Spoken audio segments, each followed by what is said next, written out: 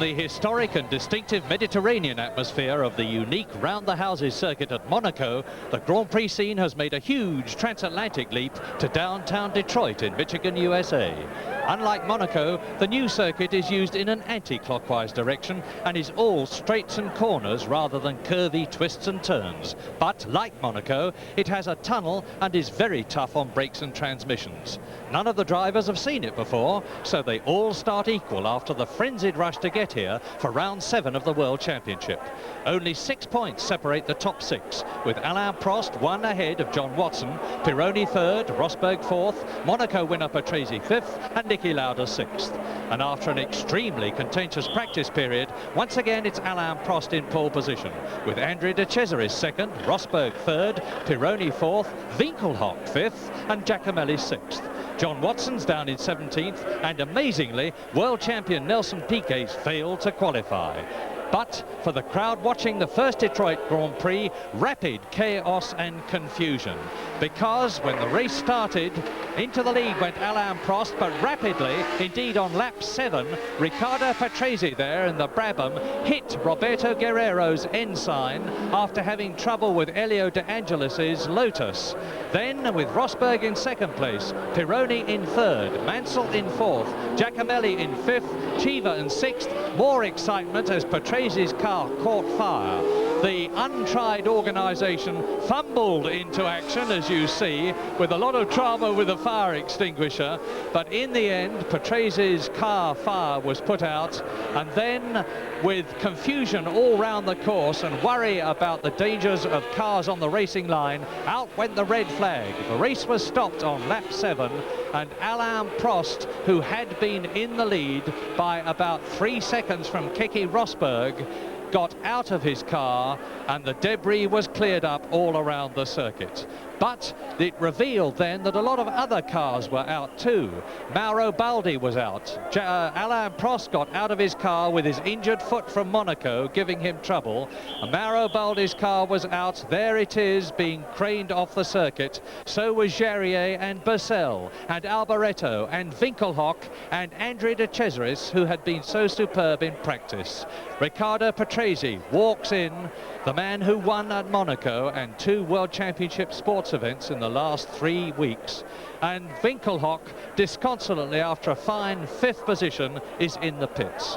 Well, to the confusion of everybody, it got sorted out in the end, and an hour later we now see Alain Prost in his car for the 2nd grid, with the race about to start. Only 18 starters, 62 laps in all, including that first 6, and in 2nd position on the grid Rosberg with Pironi, Mansell, Giacomelli and Chiva, and the race is going to be decided by adding the time of the first 6 laps to the time of the remaining 56 laps as they go off on the warm-up lap.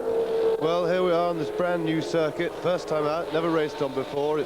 That's one of the few curvy corners, the first corner. They call it turn 1 and turn 2 as it tightens up for the second half. It's all stop, turn and squirt it down the straight, the circuit. Very much, mostly short, very slow, right-angle corners. This, in a way, is a little bit of a benefit to the drivers, although it's rather dull in principle, because it does not allow the cars to build up these high G-forces that have been causing them so many physical problems. And I anticipate that this track will probably be lighter physically than a lot of the really difficult tracks. Round one of the many hairpins, first gear, the cars go so slowly there that they're practically stalling their engines. They're having to dip the clutch, some of the drivers. Accelerating way out through another 90 down the straight. Now we're going round the back of the circuit, heading along parallel to the river, which they go down to and run along in the end. There's Alain Prost, poleman, led very comfortable in the lead in the first part. There's been quite a few complaints by the drivers that the track is just too narrow. Certainly, it's the organisers, the deficiencies of being able to remove cars from the track like they do at Monte Carlo with cranes was shown up when they had to stop the race when there were 2 cars off, not really even on the racing line. And they then took an inordinately long time to get this race restarted. And of course our fear here, and probably everybody's there, is that that wasn't a very major incident, and any sort of even minor incident could cause them to stop the race again. And if we have another hour's delay, I mean, we could get 2 or 3 more incidents like that in a race of this length. And of course, at that point, we'll be worrying about daylight, quite honestly. So we've got our problems. We're running well behind schedule now. And here they go into the tunnel. This is now heading back towards the start-finish line. It's 2.5 miles the circuit, very slow average speed, 82 miles an hour or thereabouts was the pole qualifying. This is their Monaco-type tunnel, which pleases them. See, extra lighting for the cars in that bright sunlight, out of the tunnel, onto the straight. Then they have a couple of little kinks to deal with before they come back onto the start finish line. Now this is just coming up the start finish line where it goes left, right, left. There's the pit road on the left as Alain Prost draws slowly into pole position to bring the field, trying to get the field to close up behind him so as not to cook clutch and engine. So they wait for the red light when all the field are stationary. So let's hope we get it right this time. 56 laps we reckon to go to make up the 62 laps in all after the first 6-lap part. Alain Prost in pole position, Keke Rosberg in second position because Andrea de Cesaris is out, Pironi third on the grid, Mansell fourth, Giacomelli fifth, and Eddie Cheever in sixth position. And watch for the lights as ever. The grid is now fully formed and away. Prost or Rosberg into the first corner. And it's a very close thing indeed. Keke Rosberg right up alongside Alain Prost, but Prost in the turbocharged Renault has achieved what he desperately needed to achieve. He's got away in the lead with Pironi in fourth place, with Giacomelli in fifth position. Pironi in third position, not fourth. Giacomelli in fourth position. Eddie Cheever well up in the Talbot in fifth place. Down to the turn 5 left-hander, up to turn 7 now, another left-hander which follows the right that you see them on. Well, a little bit crowded around the hairpin, but a little bit of a bump there. But a terrific start by Keke Rosberg from the staggered grid. He made a marvellous start. He got his nose in front of Prost, but then the power of the turbo took over, and Prost managed to get back alongside, and of course he had the inside line for the corner. It's a shame for Rosberg. He made a marvellous start.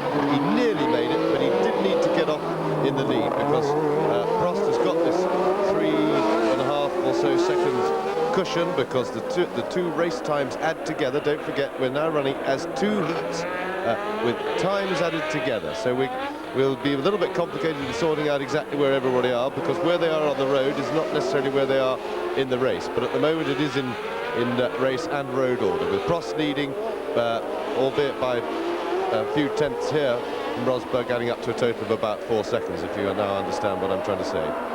Diving out of the Atwater tunnel, Alain Prost with his injured foot, don't forget, it's going to be very tiring for him, leading Keke Rosberg in the Williams, the man who has finished second several times this season and is desperately hungry for a first place. In third position, Didier Pironi in the Ferrari. Yes, in the first part of the race, Pironi built up the now well-familiar Ferrari Q behind him with the power of the turbocharger keeping him in front of the others along the straights, slow around the corners, the Q building up, but able to do nothing about him. And I think it's quite likely that that will happen again. But he's going well at the moment, and in fact his pursuers are struggling to keep up with him right now. 8 laps completed and turbo cars in first and third position. Renault leads, Ferrari third, sandwiching Keke Rosberg ahead of Giacomelli fourth, and then Eddie Cheever in the V12 Matra engine Talbot, much higher up than they have been, and they have reverted to the JS17 car after the disastrous introduction of the JS19 at Monaco, and Eddie Cheever's driving a very, very steady race. Pironi, Giacomelli, there's Cheever in fifth position, and Pironi third. The Frenchman who won at San Marino, and now is getting very tight for third position, because Giacomelli in fourth place, Pironi ahead of him in third, and Cheever in fifth position are in a tight little bunch by themselves, with Alain Prost leading, with Keke Rosberg in second place, and these 3 cars tripping each other up all around the circuit and letting the first 2 actually get away. Yes, we've got a clear view already of the Ferrari, how he's pulling away on the straights, and then see Giacomelli closing up to right behind him when we get to the corners.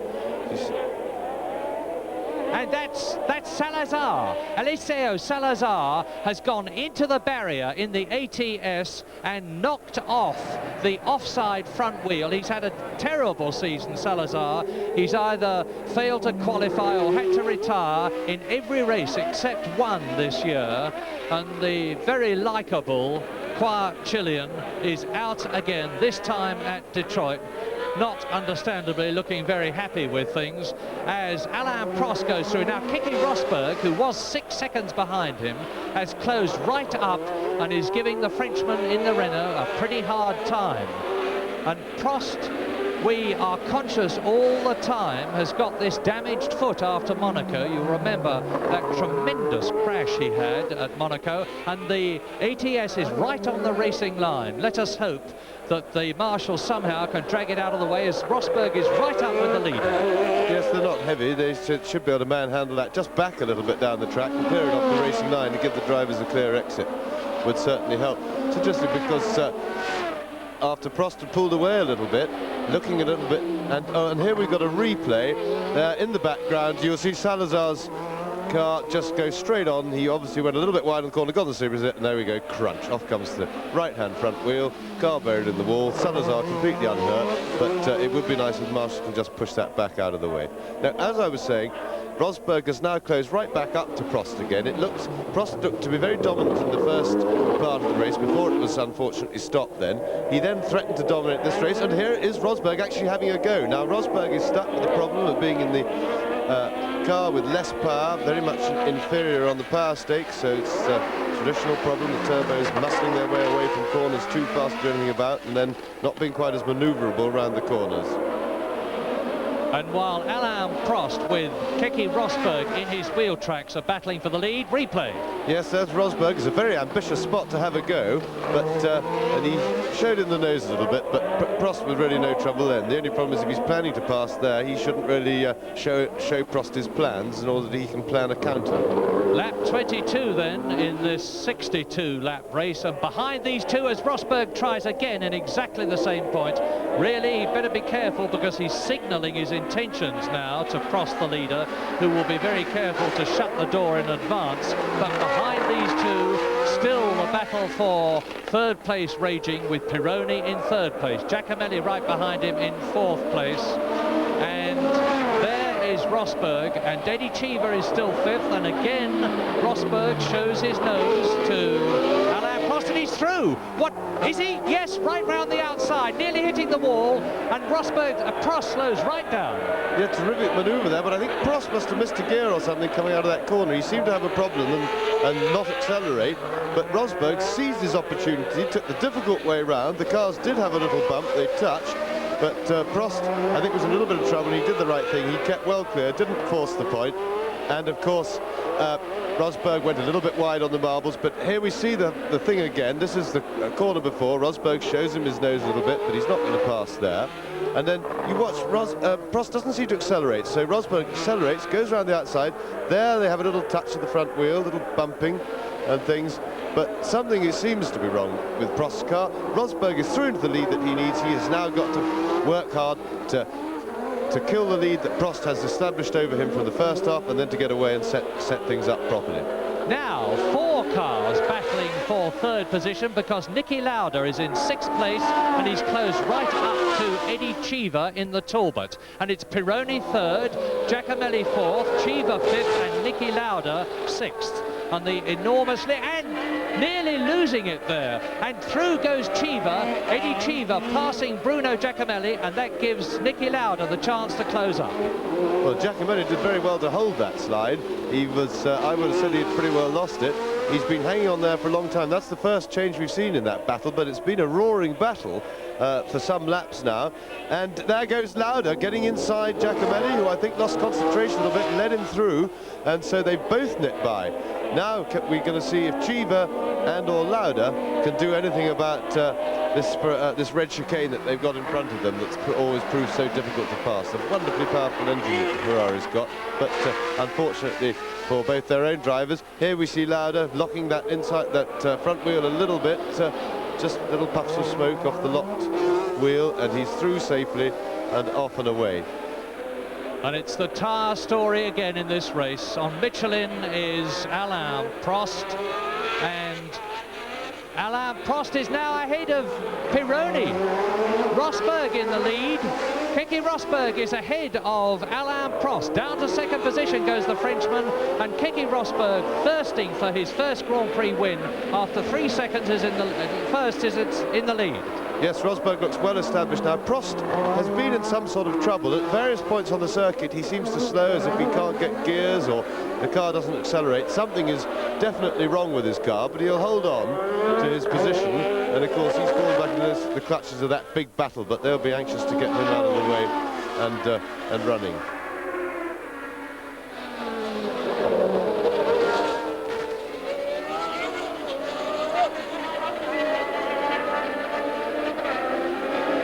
Prost is leading the World Championship, but behind this lot and storming up through the field is John Watson, who is in 17th place on the grid.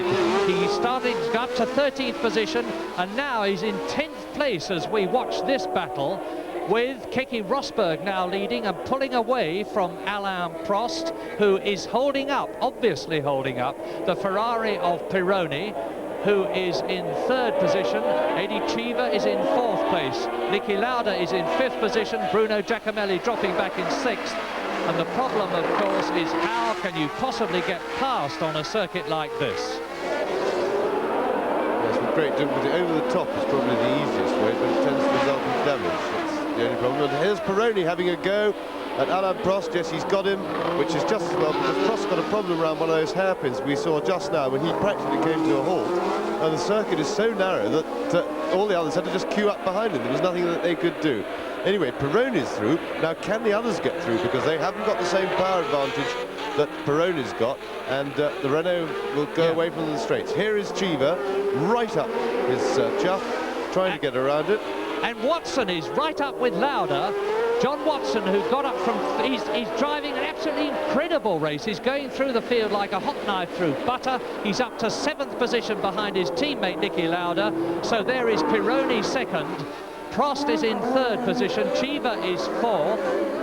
And Lauda, there is Lauda in 5th position. Watson is 6th. And Lauda's going through the field now. He is ahead of Prost. And yes, Watson Cheever and Lauda have got past Prost there. But... of course, Watson now comes upon the real problem for the first time, because he's got this mobile chicane in the form of the red Ferrari in front of him, and that has so far successfully denied any of the conventionally aspirated engines to pass him. Well, there's Cheever, and Watson is through. He's passed Alain Prost. So now Pironi, Cheever, Watson, Lauda, Prost and Giacomelli go through, and it's still Keke Rosberg out in front and extending his lead, because he's got a clear circuit in front of him in the new FW08 Williams, only in its 3rd race. There's Lauda behind Cheever. So Pironi 2nd, Cheever 3rd, Lauda 4th, Watson 5th, Giacomelli 6th, and Prost is back to 7th position, which means he is out of the World Championship points. And when this race started, Alain Prost was 1 point ahead of John Watson, who seems to be going right through the field, but now he's got the really tough problem, because he's got the quick men in front of him. Pironi, Cheever, Lauda, John Watson, Giacomelli.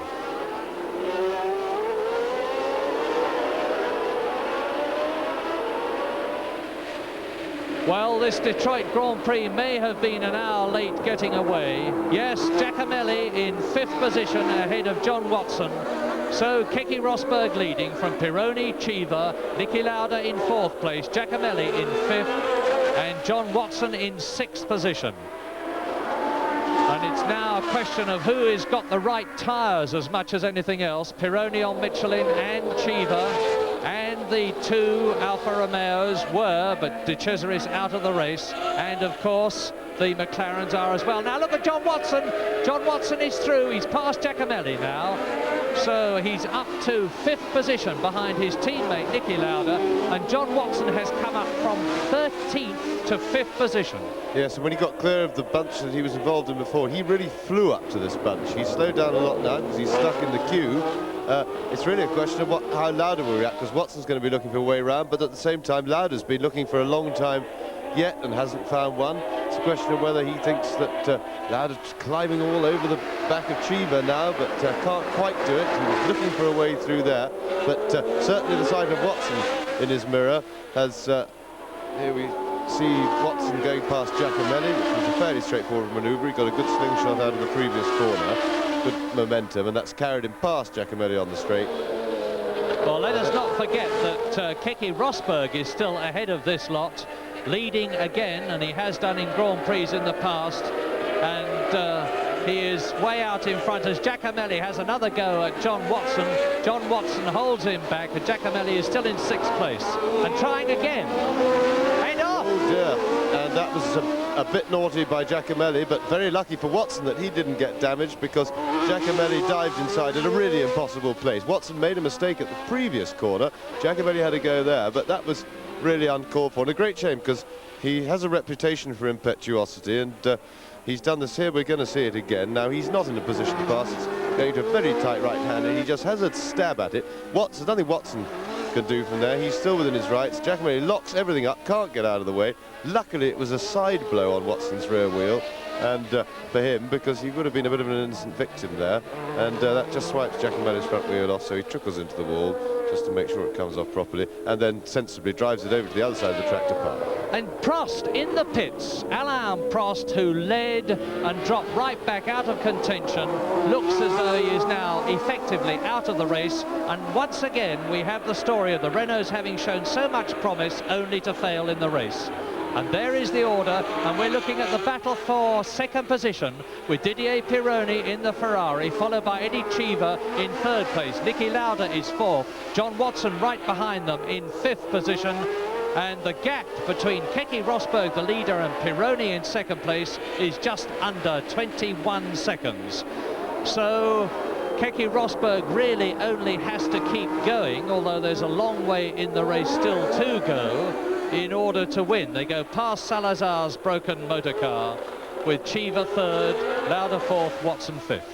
An amazing turnaround for McLaren's in this race, because they really had a nightmare. It was Watson having a go at Lauda, and he's through. Watson just came out. Lauda obviously let him through there. That was a clear case of that. He probably feels that Watson... Well, he can see that Watson's going very well indeed. He probably feels that he's had a long enough shot to doing something about it, so the least he can do is let his teammate have a crack at it. I suspect they may well be running different compounds of tyre. This has happened in the past in Belgium when John Watson won. Lauda was well ahead of him and then slowed down. McLaren's like to take a double punt on the tyres, and as a result of that they're leading the Constructors' Championship. But they had a nightmare practice. They were both in double figures. Watson was 17th on the grid, but look at him now. He's really storming. And he's really storming and taking Cheever through into 3rd position. From 13th place goes John Watson, and by the way, behind this lot in 6th position is Jacques Lafitte in the 2nd of the 2 Talbots. So Pironi, and now Watson's going through into 2nd position. Unbelievable, but he's done it. What an amazing burst of driving. He's done on one lap, overtaken 3 cars when everybody else has spent the whole race failing to overtake anybody. Absolutely marvellous stuff by Watson, but it does underline the fact, and look at the way he's just streaking away too. It underlines the fact, I think he must be on a different tyre compound, and they're all a bit of they're educated guesses what the choice of tyre compound very often, especially on a strange circuit like this. Here we see Watson again attacking Cheever, and he squeezes through really well because he gets his car fully alongside Cheever. Cheever's got no room, he can't come into the corner, and he quite rightly and safely doesn't. And Watson has really forced his way through. That was good, forceful driving, but it was experience, and he gave Cheever enough of him to see. So round they go, and here we see the completion of this magic lap for John Watson as he gets inside Pironi in a more straightforward braking manoeuvre. I think Pironi is not really in a position to fight back, and Watson is now pulling away from this group at a really huge speed. Rosberg leads, Watson now second, Pironi third, just ahead of Cheever. Lauda in fifth position and Jacques Laffite out of sight but catching up in sixth position. Here is the battle. Pironi in the Scarlet Ferrari and Cheever's driving the race of his life. They've really got the Talbot absolutely tweaked up right for this circuit.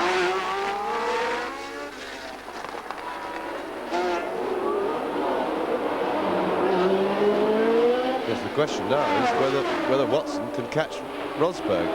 And here is Lauda having a go inside Cheever, and he's managed to do exactly what John Watson did, just squeezed through into fourth position with Pironi there, then Lauda, then Cheever, with Keke Rosberg still in the lead. Now let's look again. There is Lauda. He comes out from behind Cheever's car, goes up alongside him, and once again, as before with other drivers, denies Cheever the line, who has to run wide. Niki Lauda, with a smooth manoeuvre, keeps his line and moves up a place. And Mike, there is Lauda past Pironi. And now Cheever's having a go at Pironi. This really is a race of changes all the way round. But in the front still is Keke Rosberg, but John Watson, you can't see it, we can. John Watson is closing up on Keke Rosberg, having flown through the field from that lowly position, starting on the grid in 17th place and nearly losing it. Niki Lauda holds it and he goes into the Atwater tunnel. Remembering, of course, that for Watson, he hasn't just got to catch Rosberg and then pass him. He then has to build a very considerable lead on Rosberg, because he had a large deficit from the first heat of something like 15 seconds or something like that. So he needs to build a big lead to get away. Yes, Rosberg has got to be some 13.2 seconds, we calculate, behind Watson, if Watson were to be in the lead overall. But Watson's still got to catch him, never mind get past him, never mind build up a 13-second cushion ahead of him. And Watson is the fastest man on the circuit, look, 1 minute 51.25, a speed of just under 81 miles an hour, which when you see this Detroit circuit as they go past Giacomelli's broken car seems almost unbelievable. It is so twisty. Lauda, Pironi, Cheever, third, fourth and fifth, and Laffite in sixth place. And there goes Cheever squeezing through. Excellent manoeuvre. He did it where Rosberg was trying to do it to Prost, but they're not getting away from Pironi with anything like the alacrity that John Watson showed. And there's Watson in the lead of the race. We didn't see him pass it, but that's Rosberg behind him, so Watson has just taken the lead on the road. But as far as the overall race is concerned, he's still got something like 13 seconds to go to pull away. But hang on, is he streaking away? And it must be that he's running different tyres to Lauda, and therefore probably different to a lot of other. Here we see it again. He's just pulling out of the slipstream into the out-braking position, taking the inside line for the corner, and there goes Keke Rosberg's immediate lead, but not his overall lead. 37 accumulated laps, including the 6 of the first part completed. John Watson in the lead then. Now, can he pull away from Rosberg? His teammate Lauda in third position. Cheever fourth in the Talbot. Pironi down to fifth in the Ferrari. Jacques Laffite is gaining. And the Talbots are going marvellously, but not nearly as well as John Watson. 3 Grand Prix victories behind him. Austria in 1976, Britain in 1981, Belgium this year. And the man that a lot of people wrote off when McLaren were in the doldrums is proving, and that's Lauda. Niki Lauda out of the race. Well, I wonder if this is something wrong with Lauda's car that might be replicated in Watson's, because Niki's obviously perfectly all right. The car doesn't look damaged at all. But Niki Lauda then out of the race, and he was in third position. But his teammate now in the lead as one of the Renaults go through. And incidentally, René Arnoux, that we haven't seen anything of, is actually still circulating, but well down the field and well out of World Championship points, as of course is Alain Prost, who was leading the championship. So Niki Lauda walks disconsolately away. And that's Pironi running very wide, and he's lost a lot of time there. He's lost his rhythm, and it's very easy on a circuit like this where one corner follows another to do just that. And Cheever is right up with the second place man, Keke Rosberg. Yeah, so this must mean that Rosberg's in a bit of trouble. He's slowing down. Watson's going from strength to strength, but we can't tell quite what it is, but we do know that Rosberg is very hard on his tyres normally. He wears them an awful lot, and it may just be that that's the situation, because without having any concrete evidence from where we are, it would seem that it would appear that Watson's performance is very much down to his tyres, and I think Cheever was just getting away a bit. Watson leads, and Cheever is up into second place on lap 42 on accumulation, and Rosberg dropping right back. He's obviously in trouble, and Eddie Cheever is higher in a Grand Prix than he has ever been in his life.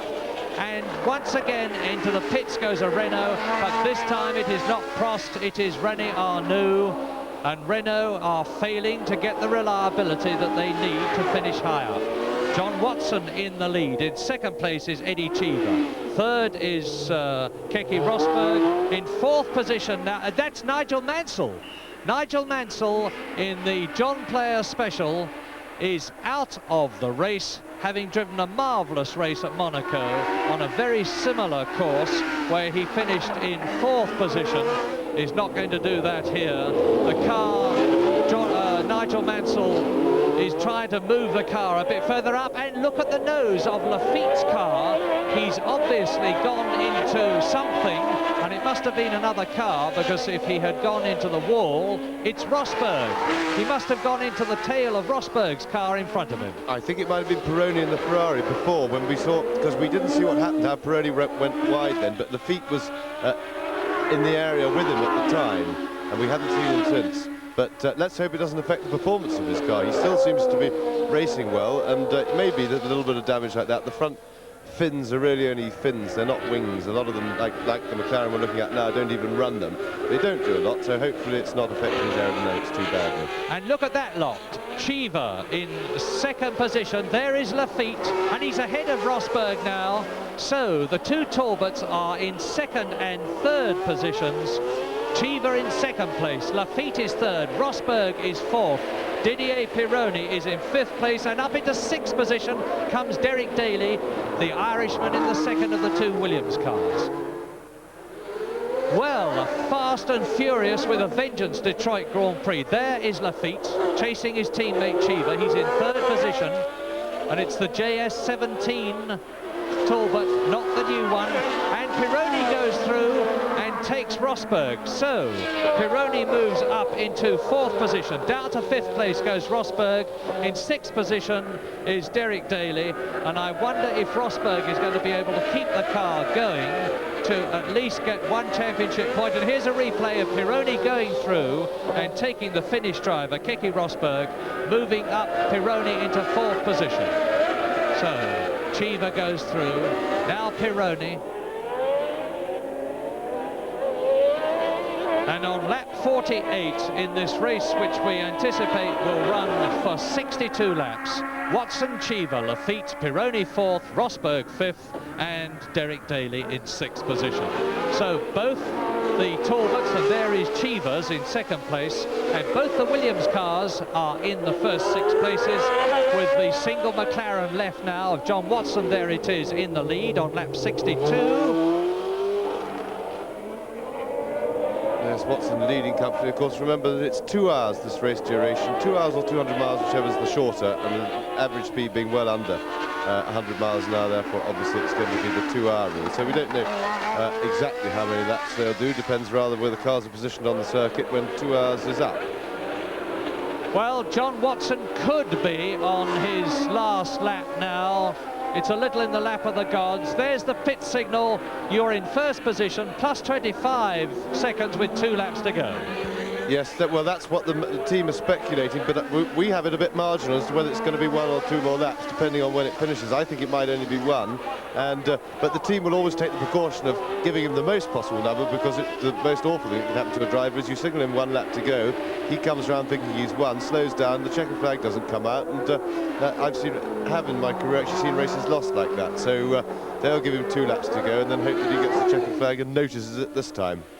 Well, John Watson on his way surely to his 4th Grand Prix in his career, and this is his 128th Grand Prix into what now surely is the last lap. He goes round the combined turn 1 and turn 2 on to the right-hander, and Cheever behind him in 2nd position. And if Cheever finishes in that place, it's going to be a superb drive for him and will get his morale back, because he had a very poor season with Osella before he joined the Talbot team this year. So Eddie Cheever in 2nd place, John Watson well away now in the lead on what we are virtually certain is his last lap in this memorable Detroit Grand Prix. There he is. Well, he won in Austria, he won in Britain, he won in Belgium. There we are, greatest sight in Grand Prix racing for a driver.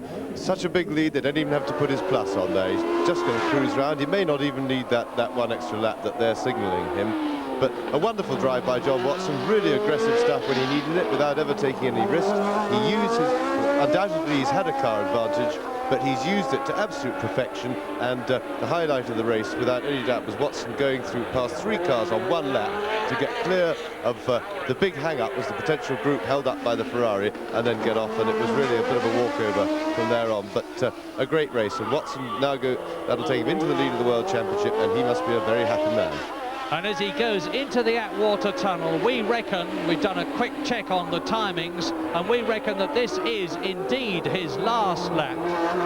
We've seen the board which tells him that, and John Watson now passes Salazar's car a 2nd time. His McLaren has run absolutely faultlessly. He's obviously chosen the right tyres, and there is the finish official. The checkered flag goes, and John Watson has, in the McLaren, won his 4th Grand Prix in his career, the 3rd race won by McLaren out of 7 this year. Eddie Cheever there coming up to finish in 2nd place, and behind him Didier Pironi gets another good points position, and without a doubt, quick mental check, John Watson must have moved into the lead of the World Championship as Rosberg comes through in 4th position in front of his teammate Derek Daly. John Watson tours in on his wind-down lap, and Jacques Laffite, yes, there's the confirmation. 9 points for Watson, 6 for Cheever, 4 for Pironi, 3 for Rosberg, 2 for Daly, and 1 point, 1 valuable point for Jacques Laffite. And as we look at the Renaissance Centre, there is the World Championship situation. John Watson now leads Pironi by 6 points, 2 ahead of Prost, 1 ahead of Rosberg, 4 behind. In 5th position is Riccardo Patrese, and in 5th place Niki Lauda. And we now look forward to the Canadian Grand Prix very shortly, indeed next week. Great drive. Was it a difficult drive for you? Well, I'm very happy we had a restart in the race, because I think definitely had some advantage afterwards. But otherwise the car ran fantastic, the tyres were fantastic, and it was super. The driver was fantastic, John. Let me see the palm of your shifting hand. Well, there's no Show it problem. to the camera. Hey, not nary a blister, huh? Not a blister, no. A great car. Listen, can you go on and win the championship? Well, we'll try. That's the purpose of racing. So I've got 26 points, and I think, for me, this victory was a little bit unexpected. So we're going to work hard and make sure we do the same in the others. Okay, that's John Watson. I would hate to be with the person that sits next to me on the plane tonight. And all our hearts go with John Watson in the hope that he will be world champion.